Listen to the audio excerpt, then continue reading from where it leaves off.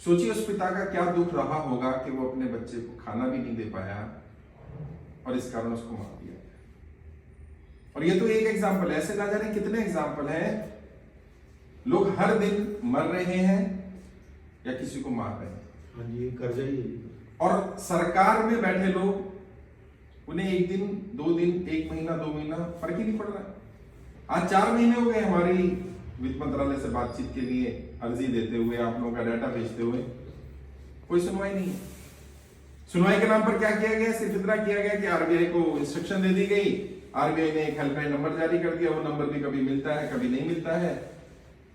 मेरी मांग ये थी कि वित्त मंत्रालय एक नंबर जारी करे कि यदि कोई व्यक्ति परेशान है, उसके पास खाने की जगह नहीं है, व्यवस्था नहीं है, कोई कर्जे वालों से परेशान कर रहा है, उसके पास पैसे नहीं है, रहने की जगह नहीं है, तो सरकार तुरंत उसकी मदद कर दे। लोग सुसाइड से नहीं मर रहे हैं, जो सुसाइड कर रहे हैं वो कर्जे का एक कारण तो है, लेकिन कर्जे से बड़ा कारण ये है उनकी बेइज्जती होना, उन्हें टॉर्चर किया जा रहा है, उनके साथ मिसबिहेव किया जा रहा है। और व्यक्ति खुद को शायद भूखा रख ले, देख ले, अपने बच्चों को भूखा कैसे रखे, कैसे देखे।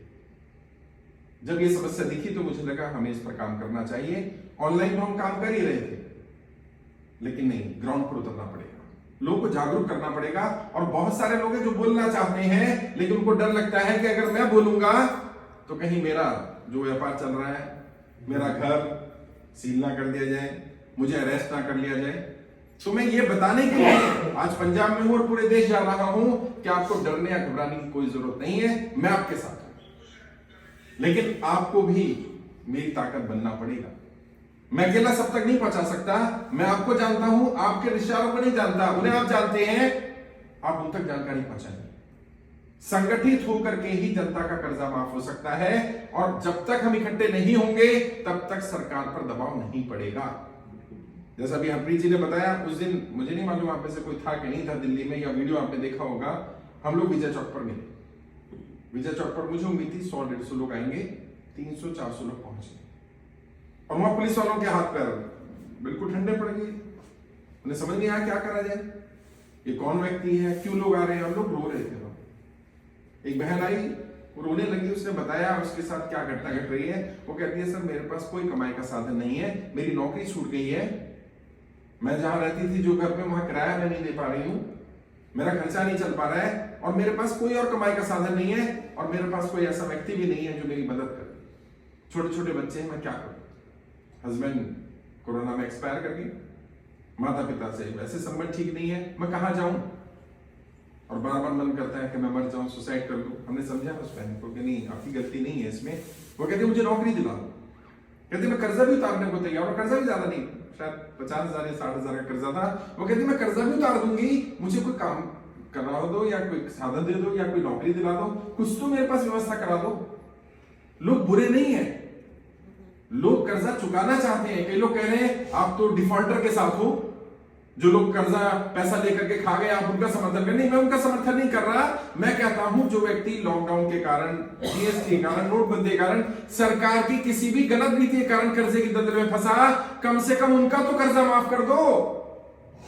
कम से कम ऐसी बच्चों का तो कर्जा माफ कर दो, ऐसी बहनों का तो कर्जा माफ कर दो। ऐसे लोग जिनके पास कमाई का कोई साधन नहीं, उन्हें कमाई का साधन दे दो यार। मैंने कब कहा कि तुम सबका उठाओ और कर्जा माफ कर दो? एक व्यक्ति से बात कर लो, मैं भी तो बात कर रहा हूं। मेरे पास संसाधन नहीं है, मेरे पास मैं कोई सिस्टम तो हूं नहीं, मैं तो कोई सरकार नहीं हूं, फिर भी 80-90 लोग आपके लिए काम कर रहे हैं, कॉल कर रहे हैं। सरकार तो 1000 लोगों को बिठा सकती है। सरकार अपने कॉल सेंटर शुरू कर दे कि भाई कोई भी व्यक्ति कर्जे के कारण आत्महत्या नहीं करेगा, हमारे फोन नंबर पर संपर्क करो, और सरकार उसकी मदद करेगी। इतना तो किया जा सकता है, सरकार इतना भी करने को तैयार है। इतनी ही मदद बहुत हो जाएगी। मैं आपको बता रहा हूं, जिस व्यक्ति पर आप में से किसी पर कर्जा हो और आपसे कोई बात कर ले ना, आधा दुख तो वैसे दूर हो जाता है। वहां पर जब हम लोग मिले, लोगों ने आपस में बात की। एक साथी घटना बताऊंगा, उसके ऊपर 2-2.5 लाख रुपया कर्जा था, लेकिन वो मरना चाह रहा था।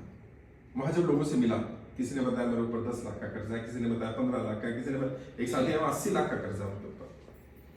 तो उसने कहा मैं तो 2-2.5 लाख का परेशान होते हैं, तो 80 लाख वाला व्यक्ति है, और मैं अकेला नहीं हूं यार, मेरे पास 1 करोड़ था जी कर्जा। हाँ, तो अब मैंने अपनी दुकान बेच के कर्जा दे दिया, और मैं प्राइवेट नौकरी कर रहा हूँ। कहा मेरे पास 4 बंदे काम करते हैं। फिर भी मैं कहता हूं मर जाना कोई सोल्यूशन नहीं है। कर्जा कितना ही हो जाए, 2-2.5 लाख रुपए में हम मरने को तैयार होंगे, तो आपको भी थोड़ा मानसिक रूप से मजबूत बनना पड़ेगा। और जो आपके आसपास ऐसे लोग हैं उन्हें समझाइए, जैसे आपने अपना एग्जाम्पल दिया, अपना एग्जाम्पल दीजिए, बताइए कि ये समय डरने का नहीं है, ये समय हालातों से लड़ने का है, ये समय संगठित होने का है, ये समय अकेले अकेले लड़ाई लड़ने का नहीं है। अगर हम अकेले अकेले लड़ेंगे तो हम टूट जाएंगे। वो बचपन में कहानी सुनाई देते हैं, एक लकड़ी है तो तोड़ी जा सकती है, लेकिन जब लकड़ी का गट्ठर बन जाएगा तो उसको तोड़ा नहीं जा सकता है। यही कोशिश कर रहा हूं और इसीलिए लोगों से मिल रहा हूं, बात कर रहा हूं, आप लोगों से भी संवाद करने इसलिए आया। और सुरभि हमारे बीच में है, वो लीड कर रही है इस मिशन को। और जैसा भी दीपांशु जी ने भी कहा कि आप लोग भाग्यशाली हैं, हरप्रीत जी ने भी कहा कि आप वहीं हैं और वहीं सुरभि रहती हैं। और दो यहाँ हमेशा तो नहीं मिल पाएंगे क्योंकि वो पूरे इंडिया जाती रहती है, लेकिन फिर भी कम से कम आप मिलना चाहें, बात करना चाहें तो कर सकते हैं। वित्त मंत्रालय में जितना भी कम्युनिकेशन हमारा हो रहा है वो सुरभि के थ्रू ही हो रहा है। और इस तरह के बहुत सारे साथी हैं जो अलग अलग विंग पर काम कर रहे हैं। मेरी कोशिश यही है कि जल्दी से जल्दी कर्जा माफ हो जाए। और अगर सरकार कर्जा माफ ना कर पाए, हमने 3 मांगे रखी। पहली कि लोगों का कर्जा माफ किया जाए। जिनका कर्जा माफ नहीं हो सकता, सरकार ये कहेगी कि हम सबका कर्जा माफ नहीं कर सकते। मुझे भी मालूम है, हम लोग पढ़े लिखे लोग हैं, मूर्ख नहीं। हमें मालूम है कि अगर सबका कर्जा माफ कर दिया जाएगा तो बैंकिंग सेक्टर कोलैप्स कर जाएगा, हो सकता है देश की इकोनॉमी कोलैप्स कर जाए। तो हमने एक दूसरी ऑप्शन क्या रखी, अगर कर्जा माफ ना कर पाओ तो 2 साल का समय दे दो कि 2 साल तक इनको कोई ईएमआई नहीं पे करनी, इनको कोई व्यक्ति परेशान नहीं करेगा, कोई साहूकार, कोई प्राइवेट फाइनेंसर, कोई रिश्तेदार इन पर दबाव ना बनाए। अगर इतना ही कर दिया ना तो भी लोग काम कर लेंगे। और तीसरी मांग है जो ये अनऑप्शन आप एप्लीकेशन चल रही हैं, आपने भी सुना होगा, बहुत सारी ऐसी एप्लीकेशंस हैं कि वो 7,000 रुपये आप लोन ले लो और आपको 14,000 रुपये भरना पड़ता है। अच्छा ना भरो तो वो आपके फोटोज वायरल करते हैं, आपके रिश्तेदारों को परेशान करते हैं। मतलब बंदे को लगता है मैंने कर्जा लेके कितना बड़ा गुनाह कर दिया, पाप कर दिया मैंने तो ऐसी सारी एप्लीकेशंस को बंद किया जाना चाहिए। वैसे आरबीआई ने लगभग 2000 एप्लीकेशंस को हटवा भी दिया है, लेकिन फिर भी अभी वो एप्लीकेशन क्या होता है, बंद कर दो, नए नाम से वो दूसरी खोल देते हैं। तो इस पर कम से कम सरकार सख्ती करे और जल्दी से जल्दी लोगों से बातचीत शुरू करे। अभी सरकार बात करने के मूड में नहीं नजर आ रही है, शायद उनको लग रहा है कि ये थोड़े दिन में बैठ जाएंगे, शांत हो जाएंगे, थक जाएंगे। तो मैं आपको बता देना चाहता हूं और आपके थ्रू उन लोगों को बता देना चाहता हूं जो सोचते हैं हम रुक जाएंगे, हम बैठ जाएंगे, हम रुकने वाले नहीं। या तो सरकार को कर्जा माफ करना पड़ेगा, वरना ये लोग मिलकर के ऐसी सरकार लेकर के आएंगे जो कर्जा माफ करेगी। हमारी कोई रिश्तेदारी नहीं है। बहुत हो गया नेताओं की नेतागिरी करके, नेतागिरी देख करके, उनके लिए नारे लगाकर, उनकी फेवर करके, कुछ नहीं मिलना। जो हमारे बारे में बात करेगा, जो जनता के हित में बात करेगा, जनता उसका साथ देगी, चाहे वो कोई भी पार्टी, कोई भी संगठन, हमें इससे मतलब नहीं। और जो भी व्यक्ति कहता है कि हाँ मैं जनता के साथ हूं, तो राय दे कर्जा माफी पर क्या राय है। अभी देश की सभी पॉलिटिकल पार्टीज के नेताओं को मैं लेटर लिख रहा हूं जिसमें उनसे राय पूछी जा रही है। आप राय बताओ भैया, कर्जा माफ होना चाहिए जनता का कि नहीं होना चाहिए। और अब वो बोले कि नहीं होना चाहिए, जब बड़े बड़े उद्योगपतियों का 23 लाख करोड़ रुपए राइट ऑफ हुआ है। 23 लाख करोड़, ये कितना बड़ा अमाउंट होता है, अंदाजा लगाइए। 5 साल में ही 10 लाख करोड़ से ज्यादा राइट ऑफ हुआ है। अगर देश की जनता का सबका कर्जा माफ करना हो, 1 करोड़ लोगों का अगर 1-1 लाख रुपया कर्जा माफ किया जाए तो भी 1 लाख करोड़ ही बनता है साहब। अगर 10-10 लाख रुपए का कर्जा माफ कर दिया जाए तो भी 10 लाख करोड़ ही बनता है। और जैसा हरप्रीत जी ने कहा, जब तक जो सरकारें आई हैं सबने अमीरों का कर्जा माफ किया है, राइट ऑफ किया है, तो एक बार आम इंसान का भी कर दो। और कम से कम उनका जिनके ऊपर 10, 20, 50 हजार, लाख, 2 लाख, 5 लाख, 10 लाख तक का, उनका तो माफ कर दो, क्योंकि ज्यादा प्रेशर पे वही है, उनके पास कोई कमाई का साधन नहीं है, उनके पास कुछ है ही नहीं। मैं ट्रेनिंग कराता हूँ ना, आपने भी शायद ट्रेनिंग कर ली होगी, नहीं करी तो ट्रेनिंग अटेंड करना। उसमें कर्जे से बाहर निकलने के 20 तरीके बताए गए हैं। ज्यादातर तरीके उनके काम आ रहे हैं जिनके पास कोई एसेट है, जिनका कर्जा बड़ा है, जिनके पास कुछ कोलेट्रल है, जिनके पास कुछ है, कुछ लोग हैं, संबंध है। जो 10, 20, 50 हजार, लाख, 2 लाख वाला है, उसके पास कुछ भी नहीं, उसे इमीडिएटली जरूरत है। और हमें उन तक पहुंचना पड़ेगा, अपनी बात रखनी पड़ेगी, संवाद करना पड़ेगा, उनके दर्द को, उनके दुख को सुनना पड़ेगा और उनकी समस्याओं का जो समाधान हो सके तो समाधान करना पड़ेगा। और आपको कोई भी हेल्प चाहिए, किसी भी तरह की लीगल हेल्प चाहिए, तो हमारे पास लीगल टीम, दीपांशु जी लीगल टीम को भी हेल्प कर रहे हैं। और उनके पास पूरे इंडिया में वकीलों की टीम है हमारी, पूरे इंडिया में। आप जहां कहेंगे वहां वकील की व्यवस्था कराएंगे, कम से कम आपको सही सलाह मिल जाए। वकील भले आप अपना रख ले, लेकिन सही सलाह दे रहा है कि नहीं दे रहा वो कौन बताएगा, वो दीपांशु जी आपको गाइड करेंगे, उनकी टीम गाइड करेगी। और लोअर कोर्ट से लेकर के सुप्रीम कोर्ट तक के लॉयर्स है हमारे साथ, तो उसके लिए घबराने की जरूरत नहीं है। कोई आपको साहूकार, कोई रिश्तेदार, कोई जानकार, कोई व्यक्ति, कोई बैंक का, कोई एनबीएफसी का, कोई भी व्यक्ति रिकवरी के लिए परेशान कर रहा है, बिल्कुल भी प्रेशर लेने की जरूरत नहीं है, तुरंत संपर्क करिए। और अगर आप वॉलंटियर के रूप में जुड़ते हैं तो आप कर्जा मुक्ति केंद्र खोलिए निःशुल्क। मेरा फोटो के साथ जैसा बैनर नीचे देखा ना, ऐसा बैनर लग जाएगा आपके घर पर, लगा लो। कोई आकर के बोलो भैया इनसे कर्जा लिया हुआ है, मैंने तो इनसे पैसे लेने, इनसे ले जाके मैं देख लूंगा अपने। इससे बड़ी बात नहीं कर सकता मैं, तुम्हें कोई परेशान नहीं करेगा। कोई भी व्यक्ति तुम्हें परेशान करता हो, तुम अपने यहाँ बैनर लगा लो और बोल दो भैया इनसे ले लो जाकर के कर्जा, फिर मैं देखूंगा उसको। सर ऐसा नहीं किसी ने चेक दे दिया। एक मिनट बताओ, किसी को आपके साथ मिसबिहेव करने, बदतमीजी करने, गलत करने का अधिकार नहीं है, ये अलाउ नहीं होगा। और अपने अधिकार जानो। संविधान क्या अधिकार देता है आपको? आपने पैसा लिया, ठीक है, उसने मदद की आपकी, बैंक से लिया, एनबीएफसी से लिया, रिश्तेदार से लिया, फाइनेंसर से लिया, उसने मदद की, हम मानते हैं, हम एहसानमंद है उसके, लेकिन मदद का मतलब आपको खरीद लिया, ये तो नहीं होगा। बड़े आप शब्द बोलते हैं। मदद का मतलब क्या हुआ? आपको गाली गलौज करेंगे, आपके बच्चों को उल्टा सीधा बोलेंगे, आपके घर आकर के तोड़फोड़ करेंगे, एक व्यक्ति को पकड़ेंगे, उसको मारा जा रहा है, पीटा जा रहा है, ये स्वीकार कर ले हम, ये नहीं स्वीकार करेंगे भाई। ये अधिकार किसी को भी नहीं है कि कोई आपको गाली गलौज करे, बदतमीजी करे, आपके ऊपर हाथ उठा ले। और महिलाओं के साथ बदतमीजी की जा रही है, मिसबिहेव किया जा रहा है, कैसे स्वीकार कर ले भाई? ये स्वीकार नहीं करेंगे।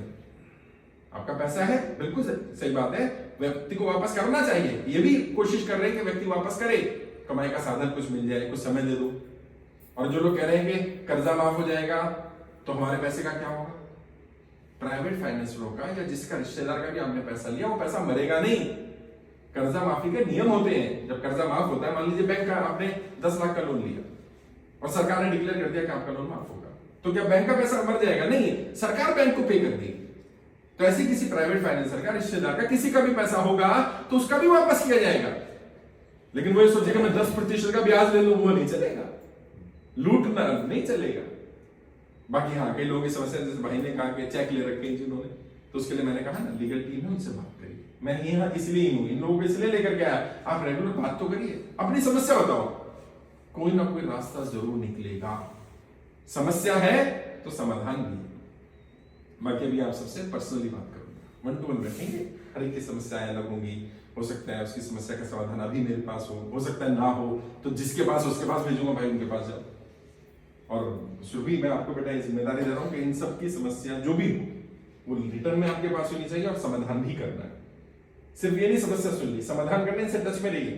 ये लोग यहीं आसपास रहते हैं, या तो ये आपके यहाँ है, या आप जब भी यहाँ आए तो आप इनके यहाँ जाएं, अपने एरिया में केंद्र खोलो, बुलाओ मैडम को, बातचीत करो, लोगों को बताओ। और जब 100 लोग तुम्हारे साथ खड़े होंगे ना, किसी की हिम्मत नहीं है कि कोई आकर के तुम्हारे साथ बदतमीजी करे। और अगर हर व्यक्ति 100 लोगों के फॉर्म भी भरवा देना, आज की डेट में 1,35,000 लोग हैं हमारे साथ इस मिशन में। सोचो 1,35,00,000 हो जाएंगे। जिस दिन ये 1 करोड़ लोग होंगे ना, सबका कर्जा माफ हो जाएगा। एक दिन, केवल एक छुट्टी का दिन आपके कर्जे से छुटकारा आपको दिला सकता है। छुट्टी वाला दिन तय कर लो कि मैं सुबह से निकलूंगा और शाम तक लोगों को मिलूंगा, और अगर आप 200 लोगों से मिलोगे तो मैं लिख कर दे रहा हूं 150 पर कर्जा होगा, और 150 में 100 ऐसे होंगे जो चुका नहीं पाए। बोल लेना, कोई बाहर निकलना पड़ेगा। अगर कर्जे से छुटकारा पाना है तो छुट्टी वाला दिन यूज करो। और देखो, एक दिन अगर सब लोग अपना छुट्टी वाला लगा दें तो 1 महीने में हम कहां पहुंचेंगे? इतने लोग हो जाएंगे, सरकार को झुकना पड़ेगा। मैं नेताओं की नब्ज जानता हूं भाई, मैं पॉलिटिकल ट्रेनर हूं, मैं सिखाता हूं इन लोगों को, मुझे मालूम है कब दबेंगे। 1-2 लाख लोगों से नहीं दबेंगे। जब इनके ऊपर लगेगा कि 50 लाख हो गए, 1 करोड़ हो गए, फिर इन्हें लगेगा यार ये तो मेरी सरकार चली जाएगी। और वो होने वाला है, जल्दी होने वाला है। मुझे उम्मीद है कि दिसंबर 2022 तक हम शायद 1 करोड़ टच कर जाएंगे, क्योंकि जिस स्पीड से फॉर्म आ रहे हैं, लोग भी काम कर रहे हैं। 2000 ज्यादा कर्जा मुक्ति केंद्र खुल चुके हैं, लोग अपने यहाँ फॉर्म भरवा रहे हैं। कई लोग हैं, महाराष्ट्र के एक साथी के बारे में पता चला, उसने खुद नहीं 2-3 हजार फॉर्म भरवा दिए। लोग गांव-गांव जा रहे हैं, लोगों से मिल रहे हैं, भैया नहीं कर्जा है, ले फॉर्म भर। अभी क्या होगा? आप बात ही नहीं कर रहे, बात करना शुरू करो। हाँ, अभी से करेंगे जी, बात करना शुरू करो, डरना नहीं, घबराना नहीं। बाकी हम बैठे हैं, आपस में बातचीत करो, आपस में एक दूसरे नंबर लो, किसी को कोई दिक्कत है आधी रात अवेलेबल हो। एक दूसरे का सहारा बनना पड़ेगा भाई। ये समय एक दूसरे का साथ देने का है। मुश्किल दौर ऐसे होता है ना, गुजर जाएगा। आप बुरे नहीं हो, ये दौर बुरा है। आप खराब नहीं हो, ये वक्त खराब है, वक्त फिर ठीक हो जाएगा। और सरकारों की उम्र कितनी? 5 साल 10 साल, इंसान की उम्र 40, 50, 60, 100 साल। तो 5-10 साल अगर खराब सरकार या खराब नेता आ गए या लोग सही काम नहीं कर रहे तो नेताओं को बदलेंगे ना, खुद को मार लें, ये नहीं चलेगा। उस व्यक्ति ने जो बेंगलोर में किया, मैं समझता हूँ कि वो ठीक नहीं किया, अपनी बेटी को नहीं मारना चाहिए था। और मैं सोचता हूँ किसी गुरुद्वारे चला जाता तो गुरुद्वारे में खाना तो मिल ही जाता। सर जब कोई हेल्प करने वाला आए ही ना, और नहीं ऐसा नहीं है, फिर भी मर जाना सोल्यूशन नहीं है। मैं नहीं मानता इस बात को, मैं इस बात को कभी स्वीकार नहीं करूंगा। कुछ भी गलत अपने साथ या अपने परिवार के साथ कर लेना ये कोई समाधान नहीं है। बात तो कल भी कर्जा तो माफ हो जाएगा, ये कन्फर्म हो। मैं कहां से लाऊंगा उसकी बच्ची वापस? वो तो चली गई और वो जेल में चला गया। पिता जेल में, वो अरेस्ट कर लिया गया क्योंकि उसने मर्डर किया भाई। बच्ची खत्म हो गई। अब मान लो 6 महीने में, साल में, कभी तो होगा, ये कंफर्म हो गया, सरकार पर दबाव पड़ना शुरू हो गया, कर्जा तो माफ करना पड़ेगा। वो चाहे भले ही 1 लाख का करे, भले इनमें से 10,000 का करे, सरकार को कर्जा एक बार माफ करना पड़ेगा। क्योंकि अब ये पब्लिक में आ चुकी बात, क्योंकि अब नेता आएंगे तो जनता पूछ लेगी भैया कर्जा कब माफ करोगे, अमीरों का करते हमारा क्यों नहीं कर रहे? तो होगा। और जब कर्जा माफ हो जाएगा तो जो लोग अपनी परिवार को मार चुके, खुद की आत्महत्या कर ली, उन्हें जिंदा कैसे करूंगा मैं? ऐसा कोई कदम नहीं उठाना। बाकी घबराना नहीं है, मुश्किल दौर है, मुझे मालूम है, बहुत समस्याएं हैं। कई लोग कह रहे हैं कब तक कर्जा माफ होगा? भाई मैं सरकार नहीं हूं, अगर मैं सरकार होता या मेरे हाथ में होता तो मैं सच बता रहा हूं, मैं आज ही सबका कर्जा माफ करा देता, लेकिन मेरे पास वो हथियार नहीं है अभी। अब हथियार तो आपके पास आ गए, हम लोग के हथियार है। और वो एक दिन आप आ जाओगे सरकार में। देखिए ऐसा है, मेरा ये विचार है आपकी सोच सुनने के बाद। जब जो होगा वो तो नियति तय करेगी अपनी परिस्थिति कैसी बन रही है। बट मैं ये चाहता हूं कि राजनीति एक तरफ है, पहले जनता की समस्या का समाधान हो जाए, ये तो काम बाद में कर लेंगे। कई लोग कह रहे हैं कि आप राजनीति कर रहे हो, कह रहे हैं ऐसा, तो मैं